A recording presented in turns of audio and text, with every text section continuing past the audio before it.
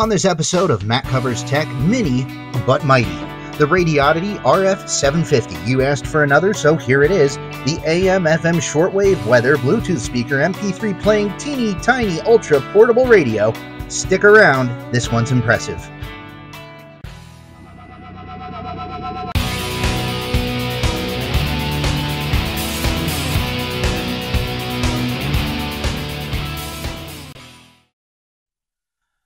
Welcome back to the channel. Today we look at the mini but mighty multifunctional RF750 from Radioddity. There are several branded versions of this item, but I chose to go with Radioddity when I was going to spend my money and review this, and I did buy this with my money. So let's take a look at what you get when you order this radio. Of course, you get an instruction manual, a little tote to carry it around. This is a BL5C lithium-ion battery. Now, this particular battery is easy to find on Amazon for cheap. In fact, if you wanted to upgrade, this is a 1000 milliamp hour battery. You can get two 1500 milliamp hour versions of this for $12.99 on Amazon. That's how cheap and easy they are to find. So you could actually upgrade this if you wanted to. You, of course, get the radio itself. A wrist strap that is easy to attach or detach.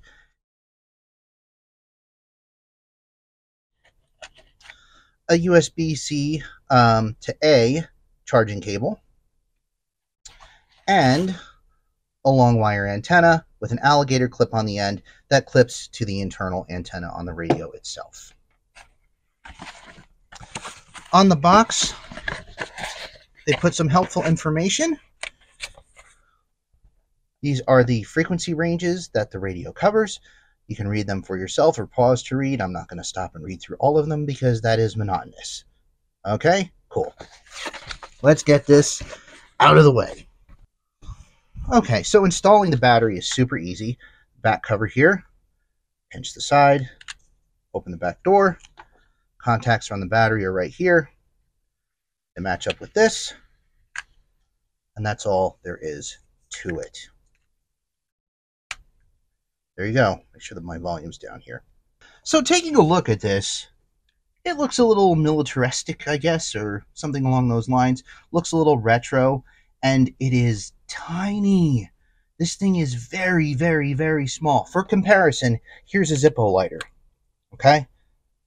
So it's maybe 1 1/4 Zippo lighters wide and 1 1/3 high. For thickness, 1, 2, about 3, a little bit more than 3 Zippo lighters thick. And you might be saying to yourself, Matt, why do you have a Zippo lighter? Are you a smoker? No, I'm not a smoker. This is just something I carry around with me. I used to watch Dual Survival on Discovery. I don't know if you're familiar with it. But on that show, one of the hosts, Cody Lundeen, put out a couple books and some survival books and things like that. And he always talked about how it was super important to have a source of flame with you, and how it was always more beneficial to have a 99-cent Bic or something of that nature than trying to, rub sticks or use a fire bow or something like that. So what I like about Zippo lighters is they're reusable. You can refill them. They're very robust. They don't fall apart easily. And even if they're out of fuel, you can still get a spark out of them. So I usually just carry one around in my pocket. So let's turn this thing on so you can see what it looks like when it's on, because it does have some neat lighting effects. You see the lights do something crazy there. And then you've got kind of red and amber. And the amber is very reminiscent of like old tube radios. I think it's pretty cool. The top can actually do multi-functions here. Like there's a VU meter. There's a battery level. Now the VU meter is actually right now, there's nothing going through, so it's not showing anything, but it will show you battery level. Or you can turn it off completely if you are concerned about saving battery life. The radio's on right now, but the lights are not going to show. So we'll turn those back on. And let's talk about what else is a feature of this radio. Let's weigh the thing. Because size and weight, I think, especially if you're putting this in a backpack or something, can be a concern. It would be for me. I know backpackers talk about conserving weight all the time. So let's weigh this little guy. And it comes in at 4.52 ounces. That's not bad. For comparison, here is your typical UV5R style radio with an extended battery and a Nagoya antenna. And that weighs in at 9.59 ounces. So heavier. Okay, we're done with the scale, so let's turn that off and get that out of the way. Put that over here. So this radio is multifunctional, and it's not really even fair to call it a radio because it does a lot more than that. It does weather band in North America, and one of the cool things about this particular radio is that it has weather band alert. So you can listen to the weather band actively, of course. In fact, let's see if I can demonstrate this for you. I'll switch it to weather band mode, and we go to band. Oh, there it is. Okay, so there's the weather band mode, picking up my closest weather station, and you can select the different weather frequencies by using the arrows at the top. But let's say you don't want to actively monitor the weather band. You just want alerts.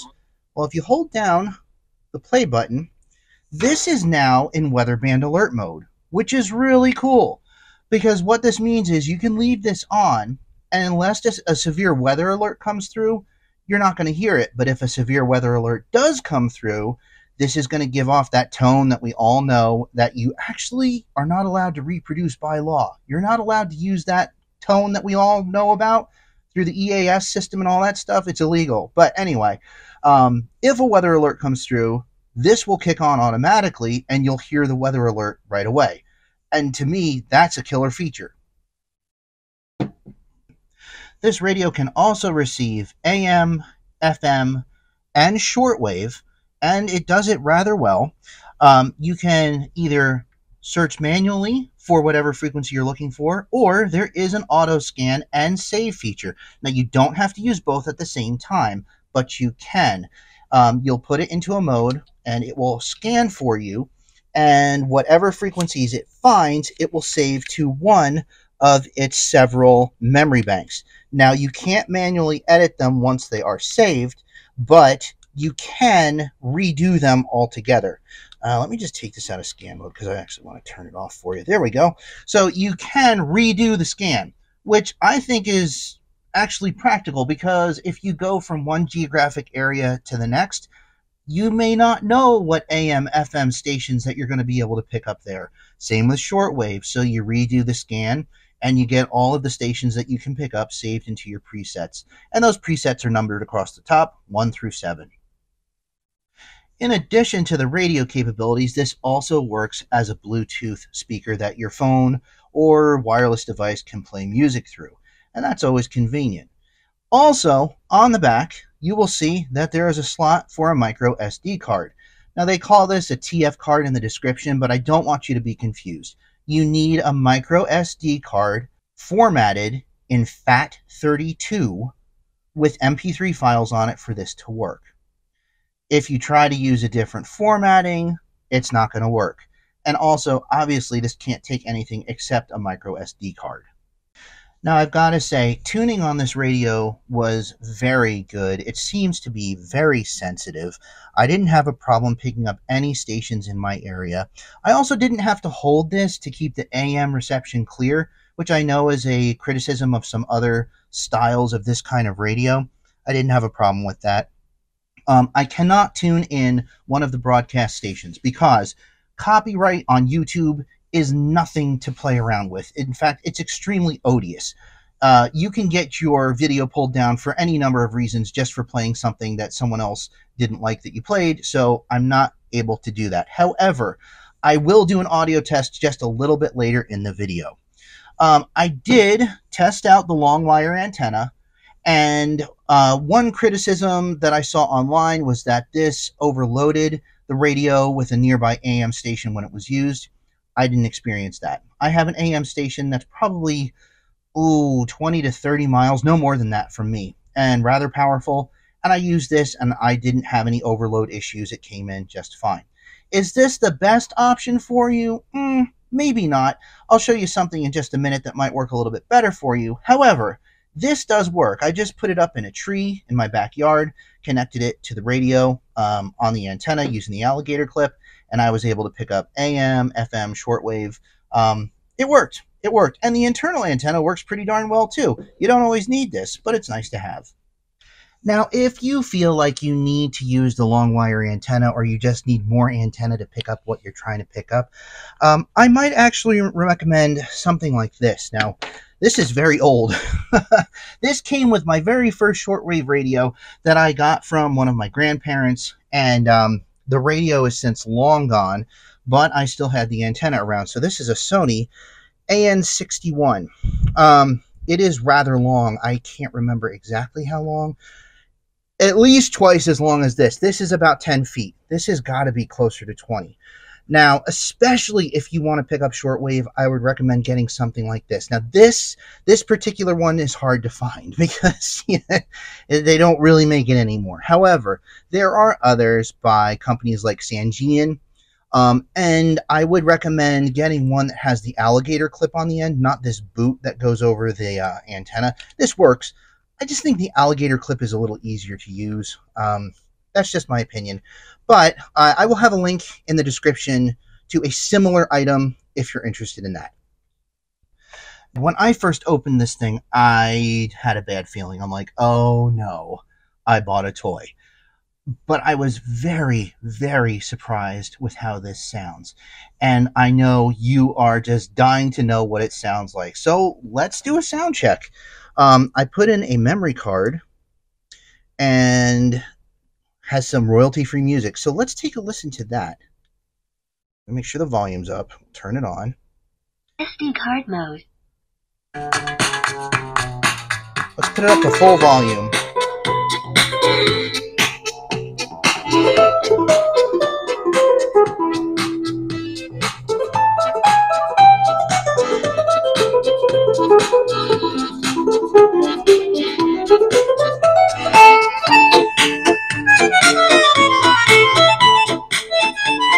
Now, of course, this is coming through my lapel mic, which doesn't have the best frequency response, but I will tell you, that sounds really good. It sounds as good as an Amazon Echo Dot, if not a little bit better. That jazz piece, I can hear the double bass being plucked. I can hear the hi-hat. It has a great frequency response and a really good dynamic range. I just had that up to full volume, and it wasn't distorting at all. Not at all. That's impressive. Really, really impressive. Once I heard it, I was sitting around with my family and I turned it on. I said, "Are you hearing this?" And they were all kind of aghast, like, "Yeah, we can't believe it. That sound is coming from that little box?" Yes, yes, it is.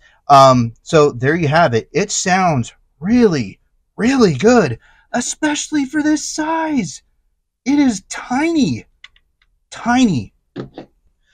Okay, so are there any drawbacks? Comparing this to the R11, which looks like a bigger version of this with the dial on it, but it has the solar panel on the back and whatnot, or the R12, which is the one that I featured before that has the LCD screen on the front? Well, charging options. There are none built in. You have to plug this in to charge it via the USB-C in the back. That is the only way you can charge it. There's no solar panel on the back. There's no crank.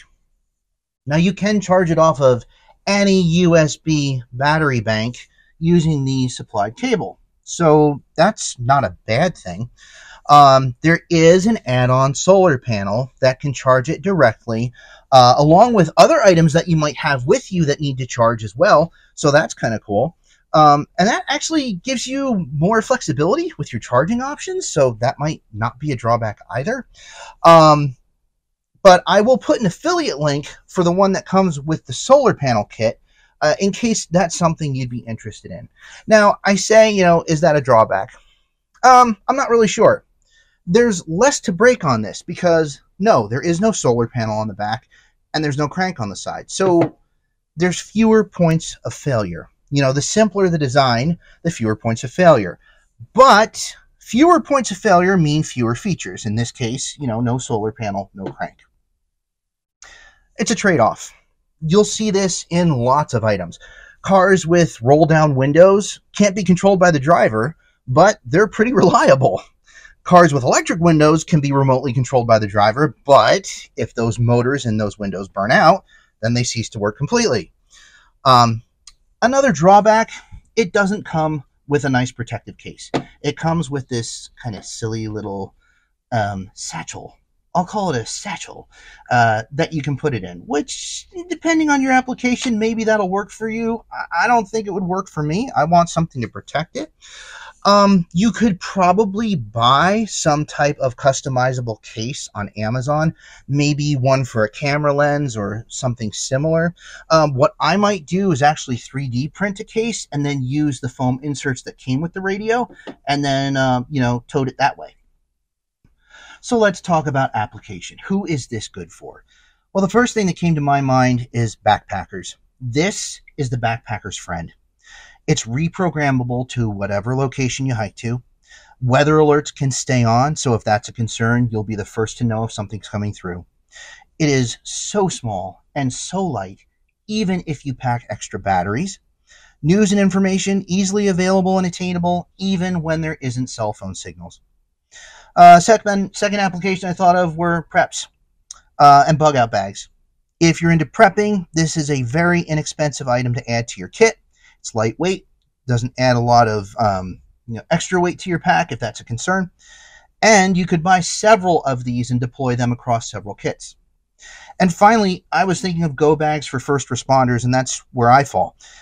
You want to take what's essential, but not everything under the sun in your go bag.